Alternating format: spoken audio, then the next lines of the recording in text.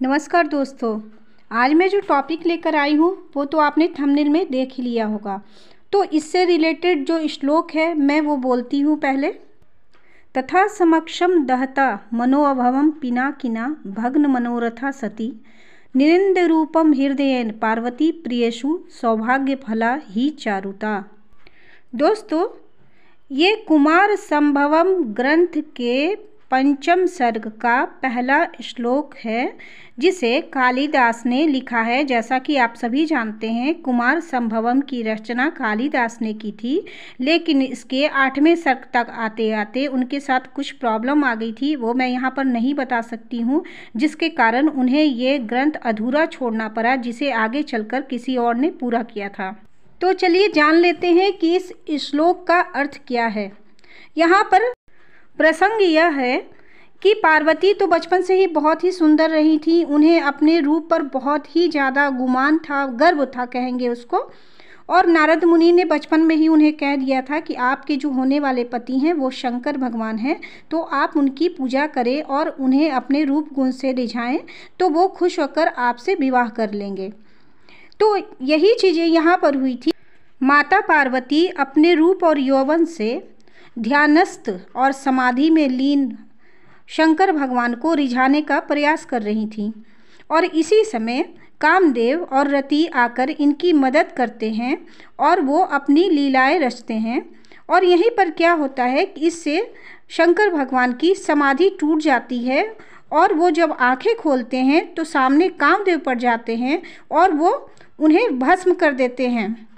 तब रति विलाप करने लगती है, तो फिर उन्हें वरदान मिलता है कि वो अगले जन्म में उनको फिर से कामदेव प्राप्त हो जाएंगे। लेकिन यहाँ पर क्या होता है कि पार्वती माता के अंदर ये जो अपने रूप और गुण का जो उन्हें गर्व था वो यहाँ पर उनका टूट जाता है, और उन्हें ये जो श्लोक है मैं अन्वय करके बताती हूँ कि अपने समक्ष में जब वो कामदेव को भस्म होता हुआ देखती हैं तो उनकी सारी मनोकामना उस वक्त छिन्न भिन्न हो जाती है, और वो मन ही मन और अपने हृदय में अपने ही रूप और गुण की निंदा करने लगती हैं कि ऐसा रूप और गुण किस काम का जो मेरे प्रिय को ही रिझा न सके और मेरे प्रिय के प्रति मेरा सौभाग्य न बन सके, ऐसे रूप गुण का मैं क्या करूँगी। इसके बाद माता पार्वती कठोर तपस्या में लीन हो जाती हैं। बहुत बड़ी उन्होंने तपस्या की, बहुत कष्ट सहे। तो एक बार शंकर भगवान उनके पास साधु के रूप में आए और उन्होंने उनसे तपस्या का कारण पूछा, और उसके बाद जब कारण उन्होंने जाना तो वो बहुत ही ज़्यादा शंकर भगवान की बुराई करने लगे। तो पार्वती माता ने पहचाना ही नहीं, क्योंकि उन्हें तो लग रहा था कि ये कोई साधु है जो शंकर भगवान की बुराइयां कर रहा है।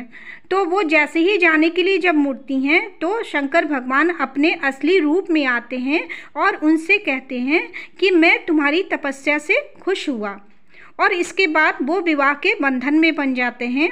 और इसके बाद के सर्गों में कार्तिकेय के जन्म की चर्चा है, कैसे कार्तिकेय का जन्म हुआ और क्यों हुआ। ये सब बातें तो आप लोग बहुत सारी कहानियों में पढ़ चुके हैं, पहले भी धर्म ग्रंथों में लिखा हुआ है कि कार्तिकेय भगवान का जन्म के पीछे क्या उद्देश्य था और क्यों तारकासुर के वध के लिए उनका जन्म हुआ था। तो ये सारी कहानियाँ थीं। तो अब मैं चलती हूँ यहाँ पर, ये प्रसंग मैंने क्यों कही, ये बातें मैंने यहाँ क्यों कही, इसका सार अब हम लोग समझते हैं। जब माता पार्वती को भी एक समय में अपने रूप और सुंदरता के ऊपर ग्लानि आ गई थी, उन्हें भी समझ में आया था कि सिर्फ रूप और सुंदरता के बल पर हम कुछ भी प्राप्त नहीं कर सकते हैं, तो फिर आज का आम इंसान अपने रूप और सुंदरता पर यूँ इतना क्यों इतराता है।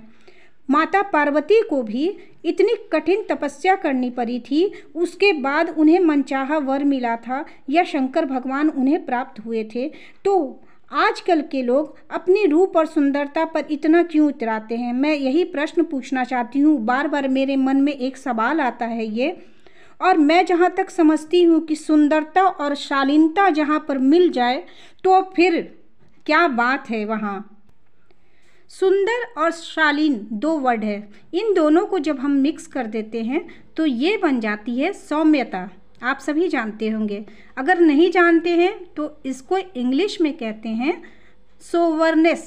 हम लोग कहते हैं ना बहुत सोवर है, इसका मतलब कि इसमें आपकी बुद्धि भी शामिल है, आपकी सुंदरता भी शामिल है और आपकी शालीनता, सभ्यता सब कुछ शामिल है। तो ये जो सौम्यता के प्रतिमूर्ति होते हैं लोग, वो बहुत कम लोग होते हैं। सुंदर सभी होते हैं, पर सौम्यता की प्रतिमूर्ति बनने के लिए बहुत तपना पड़ता है, बहुत कुछ सीखना पड़ता है। सिर्फ सुंदर होना काफ़ी नहीं होता है, उसके साथ बहुत सारी चीज़ें मायने रखती हैं। उसके बाद आप एक अपनी आइडेंटिटी बना सकते हैं और समाज में एक नए रूप में अपने आप को स्थापित कर सकते हैं। आई होप मेरी ये वीडियो आपको अच्छी लगी होगी। अच्छी लगी हो तो एक लाइक कर देना। अगर लगे कि शेयर करने वाली है ये वीडियो तो प्लीज़ शेयर ज़रूर करना। फिर मिलूँगी नए वीडियो के साथ में, तब तक के लिए बाय बाय।